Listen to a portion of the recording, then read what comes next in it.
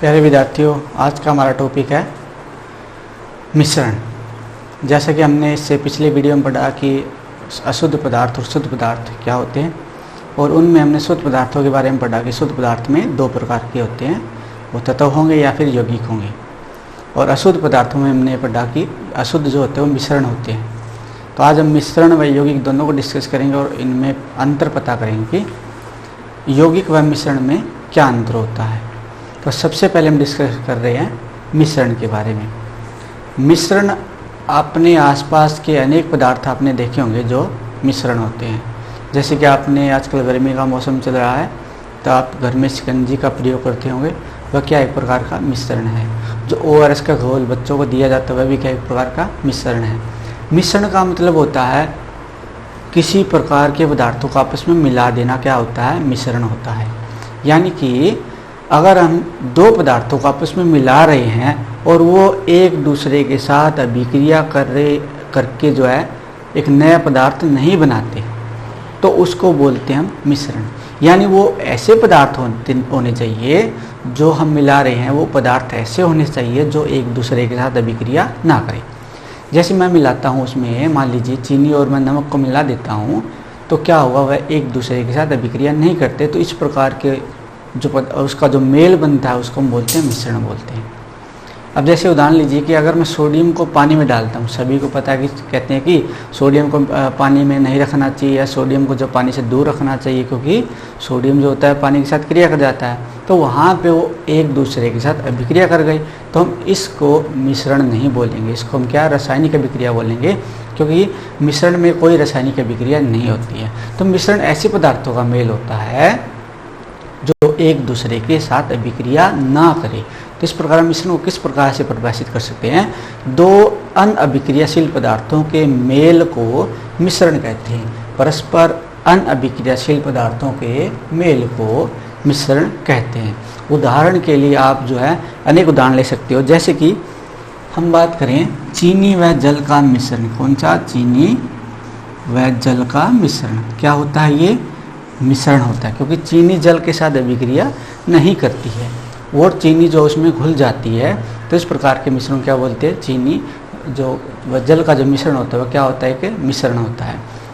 ज़रूरी नहीं है कि जो एक दूसरे के साथ घुल जाए वही हो सकते हैं। जैसे कि मैं उदाहरण लेता हूँ, नमक प्लस मिट्टी, यानी नमक और मिट्टी को आपस में मिला देते हैं, नमक प्लस मिट्टी। तो ये क्या है, ये भी क्या है, मिश्रण है। क्योंकि मिश्रण का अर्थ है दो पदार्थों का या दो से अधिक पदार्थों का। इसी मान नमक प्लस मिट्टी प्लस मैं कर देता हूँ जल कर देता हूँ प्लस मैं कर देता हूँ इसमें चीनी कर देता हूँ, अनेक पदार्थ हो सकते हैं। अनेक पदार्थों के मेल को जो एक दूसरे के साथ अभिक्रिया ना करे उसको बोलते हैं मिश्रण। जैसे कि इसमें देखो, नमक प्लस मिट्टी जो है आपस में मिल जाते हैं और वो एक दूसरे के साथ क्रिया भी नहीं करते हैं, तो क्या वो नमक और मिट्टी का मिश्रण है। अब हवा का उदाहरण लीजिए, क्या हवा एक मिश्रण है कि नहीं है? हवा भी क्या है कि मिश्रण है। क्यों है? हमें पता है, हम कौन सी गैस लेते हैं, हम ऑक्सीजन गैस लेते हैं। कहाँ से मिलती है हमें? हवा में से। छोड़ते कौन सी गैस है? Carbon dioxide. कहाँ पे जा रही है वो? हवा में जा रही है। यानी हवा में एक प्रकार की गैस ना होकर के अनेक प्रकार की गैस है। फिर हम कहते हैं कि हवा में जो सबसे अधिक मात्रा में कौन सी गैस है? नाइट्रोजन। कितने प्रतिशत? 78%। उसके बाद किसका नंबर आता है? ऑक्सीजन का। कितने प्रतिशत? 20.9%, लगभग 21% हम बोलते जो। तो यानी ये क्या है, हवा भी क्या है, गैसों का मिश्रण है और ये गैस एक दूसरे के साथ अभिक्रिया नहीं करती है, इसलिए हवा भी क्या होता है, एक प्रकार का मिश्रण होता है।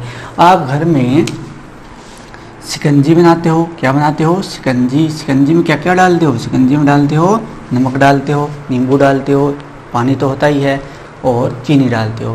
ये सारे के सारे पदार्थ क्या है, आपस में घुल जाते हैं और घुलने से जो पदार्थ नया बन रहा है वह क्या है? शिकंजी है। और वो जो शिकंजी है उसमें जो हमने जो भी घटक डाले हैं वो एक दूसरे के साथ अभिक्रिया नहीं करते, इसलिए शिकंजी भी क्या है, एक प्रकार का मिश्रण है। फिर उदाहरण लेते हैं हम दूध। यहाँ पे आपको लगता होगा कि दूध कैसे हो सकता है मिश्रण। दूध को आपने सुना होगा, दूध में क्या क्या होता है, आपने सुना कि दूध से हमें कैल्शियम मिलता है, दूध से हमें प्रोटीन मिलता है, दूध से हमें वसा मिलती है और दूध से हमें जल भी मिल रहा है। तो इसका मतलब क्या है, दूध भी क्या है, इन पदार्थों का मिश्रण है। दूध में ये पदार्थ मिले हुए होते हैं और एक दूसरे के साथ अभिक्रिया नहीं करते, इसलिए दूध भी क्या होता है, एक प्रकार का मिश्रण होता है। बारूद आप लेके आते हो, बारूद, बारूद क्या होता है, ये भी क्या होता है, एक मिश्रण होता है। किस किस का, आपने बारूद जब बनाया है घर में, आप लेके आते हो दिवाली के दिनों में, तो उसमें आपने देखा हो 2 प्रकार के जो आप पाउडर मिलाते हो। एक पाउडर जो सफ़ेद रंग का होता है, दूसरा जो होता है वो आप मिलाते हो, एक पीले कलर का जो होता है पाउडर होता है, और एक चारकोल पाउडर होता है। 3 चीज़ों से बारूद बनता है। कौन सा, एक तो होता है पोटाशियम नाइट्रेट जो सफ़ेद रंग का होता है, एक सल्फर होता है और जो कैसा होता है, पीले कलर का होता है, और एक होता है चारकोल। और ये तीनों मिल करके क्या बनाते हैं, बारूद का निर्माण करते हैं, जो कि आप लेके आते हो कहाँ से, बाजार से, जब आप दिवाली के दिनों में लेके आते हो। तो बारूद भी क्या एक प्रकार का मिश्रण है। उसके बाद यहाँ पे जो मैं अटपटे उदाहरण यहाँ पे लगे हैं उनको आप हमेशा याद रखना। जैसे कि आपको दूध जो अटपटा लगा होगा, क्योंकि दूध क्या मिश्रण हो सकता है। उसके बाद मैं देखता हूँ एक उदाहरण जो है पेट्रोल। पेट्रोल भी क्या है, पेट्रोल भी क्या है, मिश्रण है। किनका, हाइड्रोकार्बन का। किसका है, हाइड्रोकार्बन का। पेट्रोल जो होता है हाइड्रोकार्बन का, विभिन्न हाइड्रोकार्बन यानी कार्बन और हाइड्रोजन से बने यौगिक होते हैं इसके अंदर, और अनेक यौगिक होते हैं जिनसे पेट्रोल बनाता है। हाइड्रोकार्बन का मिश्रण होता है। और उसी प्रकार क्या चीज़, मिट्टी का तेल। मिट्टी का तेल भी क्या है, मिश्रण है। ये दोनों आपको देखने में कैसे लगते हैं, अटपटे लगते हैं कि ये भी क्या हो सकते हैं, क्या ये भी मिश्रण है। क्या मिट्टी का जो तेल है वो भी क्या है, मिश्रण है, जिसको हम कैरोसिनॉल बोलते हैं। ये भी क्या होते हैं, हाइड्रोकार्बन के मिश्रण होते हैं। ये भी क्या होता है, हाइड्रोकार्बन का मिश्रण होते हैं। तो इस प्रकार हम क्या देखते हैं, पेट्रोल और मिट्टी का तेल भी क्या है, मिश्रण होते हैं। किसके, हाइड्रोकार्बन के। उसके बाद हम आते हैं मिश्रण कितने प्रकार के होते हैं। मिश्रण जो होते हैं मुख्यतः 2 प्रकार के हम पढ़ेंगे यहाँ पे संगठन के आधार पे। वह होते हैं मिश्रण के 2 प्रकार, एक होता है समांगी मिश्रण और दूसरा होता है विषमांगी मिश्रण। अभी हम डिस्कस करेंगे समांगी मिश्रण क्या होते हैं और विषमांगी मिश्रण क्या होते हैं। तभी हम डिस्कस कर रहे हैं समांगी मिश्रण व विषमांगी मिश्रण। अब जैसे देखिए उदाहरण से आप समझने का प्रयास करते हैं। समांगी मिश्रण देखिए क्या होते हैं, आपने नमक पानी में डाला तो आप क्या देखते हो, क्या नमक को आप उसके बाद में घुलने के बाद देख सकते हो, तो हमारा आंसर होगा नहीं। क्या हम नमक और पानी को वहाँ अलग अलग देख सकते हैं, तो वहाँ पे हम क्या कहेंगे, नहीं ऐसा नहीं है। तो इस तरह के जो मिश्रण होते हैं उसको हम क्या बोलते हैं, समांगी मिश्रण। दूसरा, इनमें क्या होता है कि जो इनके घटक होते हैं, अब घटक क्या होते हैं, जो मिश्रण को बनाने वाले पदार्थ होते हैं उनको घटक बोलते हैं। जैसे कि नमक और चीनी जो का अगर हम आपस में मिला रहे हैं तो नमक घटक है और चीनी भी क्या है, किसका घटक है। जैसे नमक और जल का अगर हम विलयन तैयार कर रहे हैं, इसमें क्या है, एक घटक जल है, दूसरा घटक कौन है, नमक है।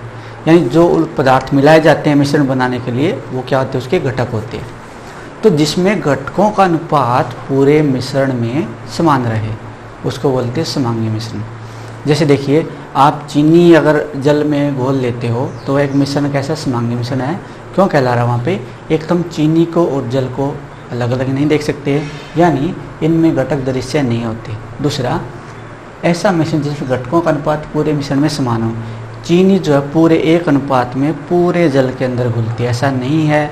जब चीनी यानी उसकी मिठास जब चेक की जाएगी, उस जल के अंदर जब चीनी हम घोल देते हैं तो उसकी जब मिठास होती है पूरे जल के अंदर या पूरे मिश्रण के अंदर क्या रहती है, समान रहती है। ऐसा नहीं है कि नीचे ज़्यादा मीठा होता है ऊपर कम मीठा होता है। अगर पूरी तरह से घुल चुकी है वो, तो हम क्या देखते हैं कि पूरे मिश्रण के अंदर उसकी मिठास क्या होती है, समान रहती है, कहीं पे कम ज़्यादा नहीं होती है। तो इस तरह के मिश्रण को हम क्या बोलते हैं, समांगी मिश्रण। जैसे कि चीनी और जल के अंदर चीनी अच्छी तरह से घुल जाती है तो वो जो होती है उसको हम बोलते हैं समांगी मिश्रण। जैसे नमक प्लस जल, ये नमक और जल भी क्या होते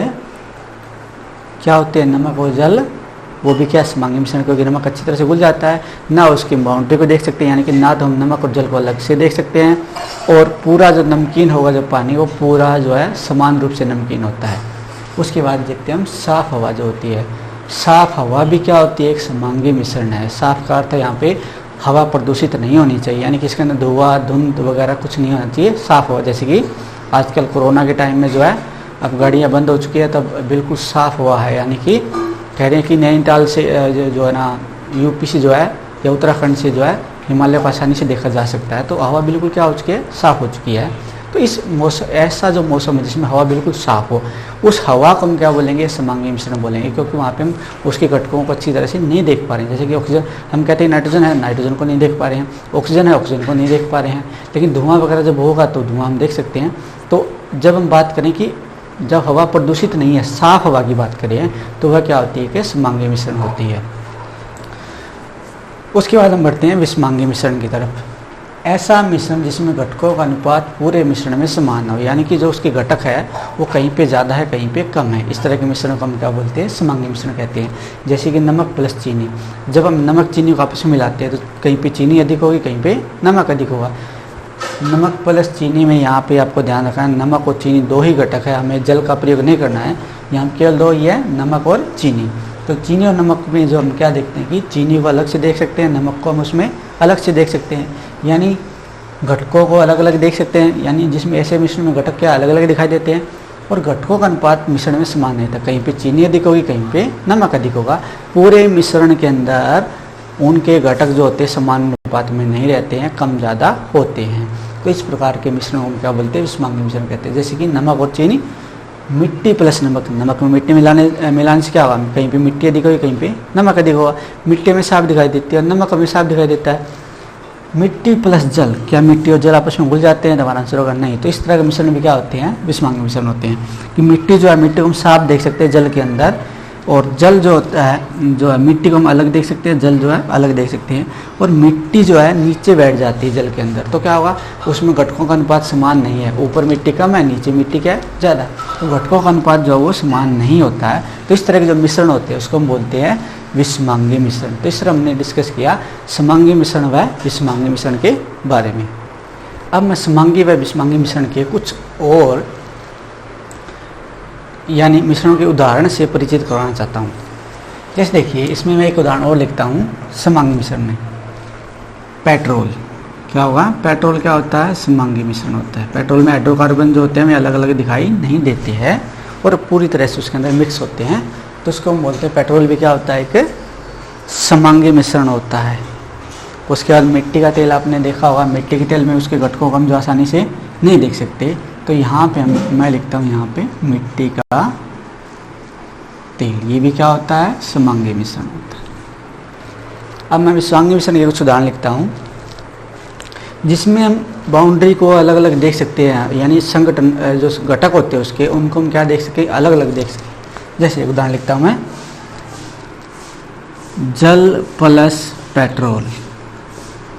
अब देखिए यहाँ पे क्या देख रहे हैं हम, जल हमें अलग दिखाई देगा, पेट्रोल अलग दिखाई देगा, क्योंकि जल जो है पेट्रोल में घुलता नहीं है, और पेट्रोल जो होता है उसका घनत्व क्या होता है, कम होता है। जिन पदार्थों का घनत्व कम होता है वह ऊपर आ जाते हैं, जिन पदार्थों का घनत्व नीचे रहता है, अधिक होता है वह नीचे। ऐसे जो लिक्विड होते हैं, खास करके जो द्रव जो होते हैं जिसका घनत्व अधिक होता है वह नीचे रहता है, जिसका द्रव जिसका घनत्व कम होता है वह ऊपर रहता है। तो पेट्रोल का घनत्व कम होता है इसलिए ऊपर रहेगा, जल जो है नीचे बैठ जाएगा।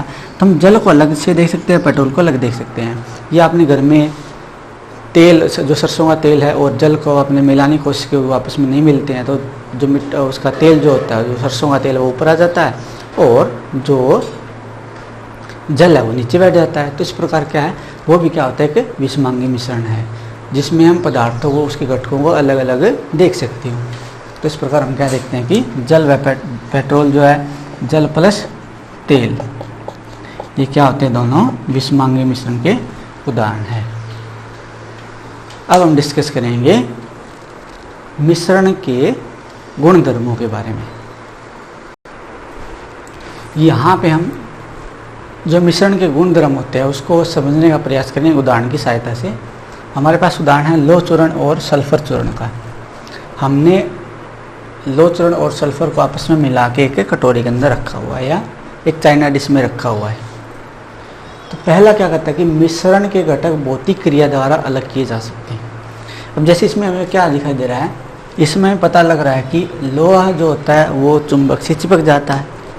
अगर मैं यहाँ किसका सहारा लेता हूँ, एक चुंबक का, तो क्या होगा, चुंबक के साथ कौन चिपक जाएगा, लोहे का चूर्ण जो है चुंबक के साथ चिपक जाता है और सल्फर का जो चूर्ण है वो इसके अंदर कटोरी के अंदर रह जाएगा। तो हम क्या देखते हैं कि मिश्रण के घटकों को आसानी से हम अलग कर सकते हैं। या दूसरा तरीका जो सल्फर होता है ना, वो सल्फर क्या होता है, कार्बन डाइसल्फाइड। ये क्या होता है, कार्बन डाइसल्फाइड में घुलनशील होता है। सल्फर जो होता है कार्बन डाइसल्फाइड में क्या होता है, घुलनशील होता है। तो अगर मैं इसमें कार्बन डाइसल्फाइड भी अगर घोल देता हूँ तो सल्फर इसमें घुल जाएगा, उसको हम क्या कर सकते अलग छान करके अलग कर सकते हैं और इसमें क्या रह जाएगा, चूर्ण लो चूर्ण रह जाएगा। तो इस तरीके से हम क्या कर सकते हैं, उनको अलग कर सकते हैं। यानी हम सिंपल मेथड के द्वारा उनको अलग कर सकते हैं। उसके बाद मिश्रण के घटक स्वतंत्र रूप से अपने गुण प्रदर्शित करते हैं। क्या होता है, जैसे हमने इसमें डाल दिया, क्या डाला हमने, इसमें हमने डाल दिया लोहा और सल्फर।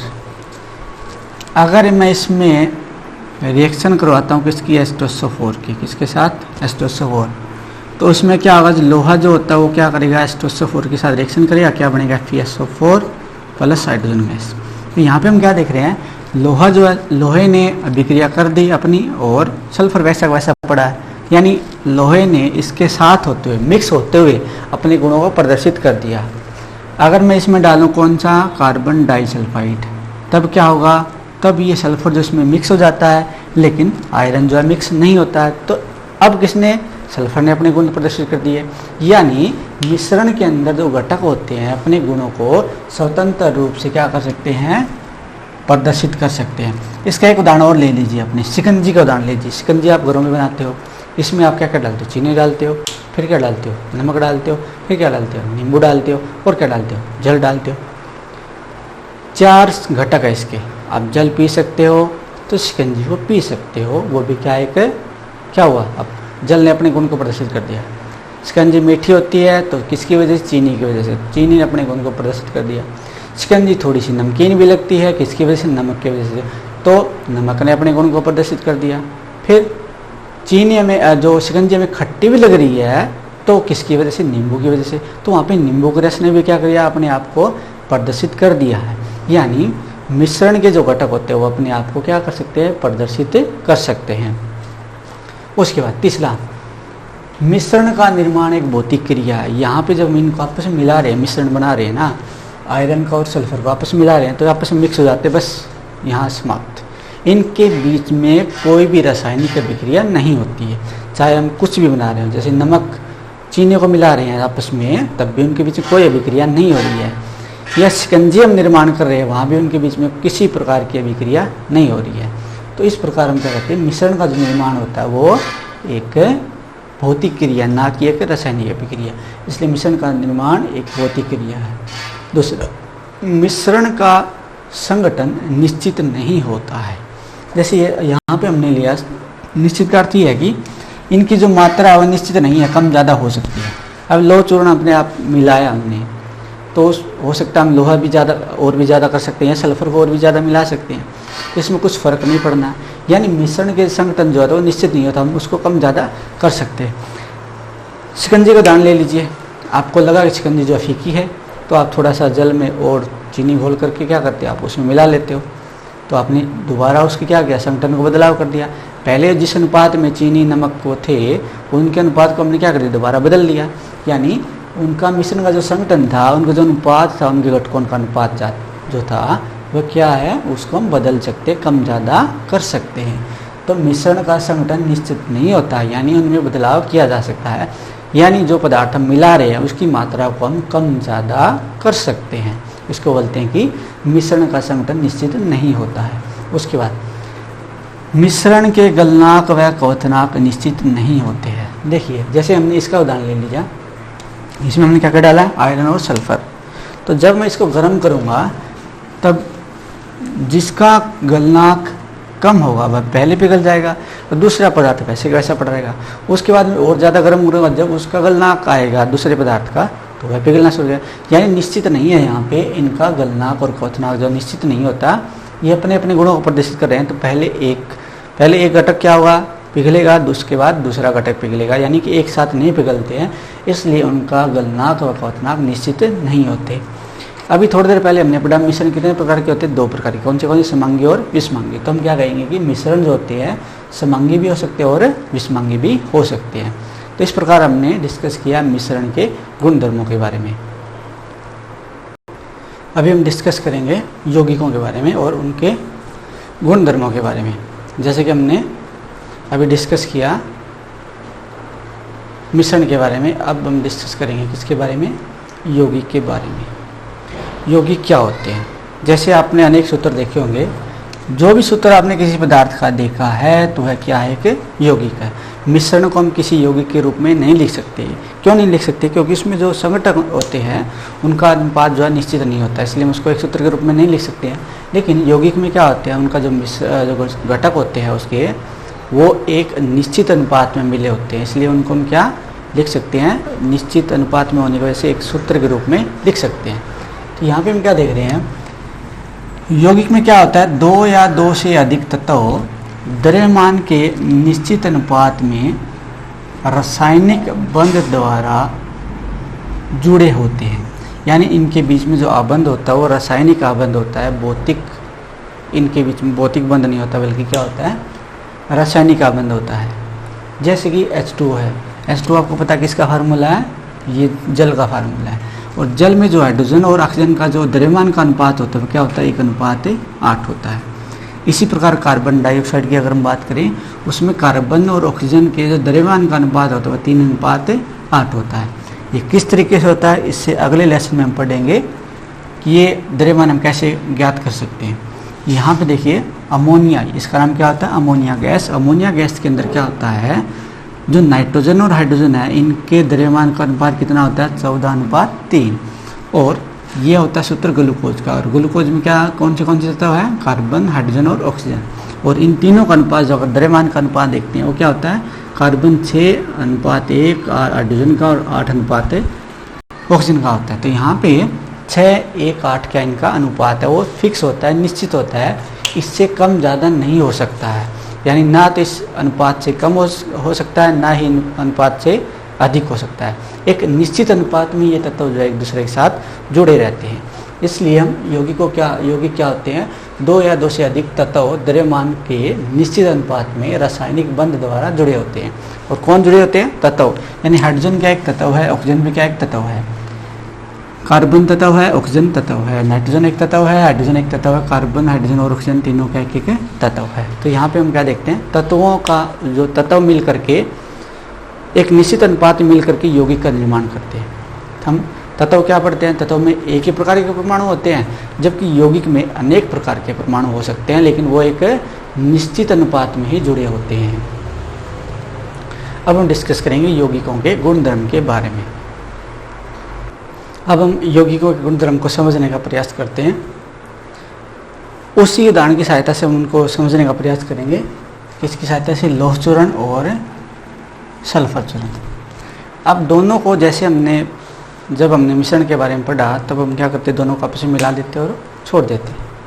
अब हम क्या करते हैं, दोनों को मिला करके गर्म कर देते। गर्म करने से क्या होगा, इनके बीच में एक रासायनिक अभिक्रिया होगी, आयरन व सल्फर के बीच में एक रासायनिक अभिक्रिया होगी। और हम क्या देखें, उसमें निर्माण होगा आयरन सल्फाइड का। किसका होगा, आयरन सल्फाइड का। यहाँ पे निर्माण हो रहा है किसका, एक यौगिक का। यानी इन दोनों को गर्म करने से, आयरन को और सल्फर को गर्म करने से जब बनेगा, क्या बनेगा उसका, वह एक नए पदार्थ में तब्दील हो जाता है, एक नए यौगिक का निर्माण करता है, जिसका नाम होता है आयरन सल्फाइड। तो इसमें क्या कहते हैं, देखो पहला जो गुणधर्म है, यौगिक के घटक भौतिक क्रियाओं द्वारा अलग नहीं किए जा सकते।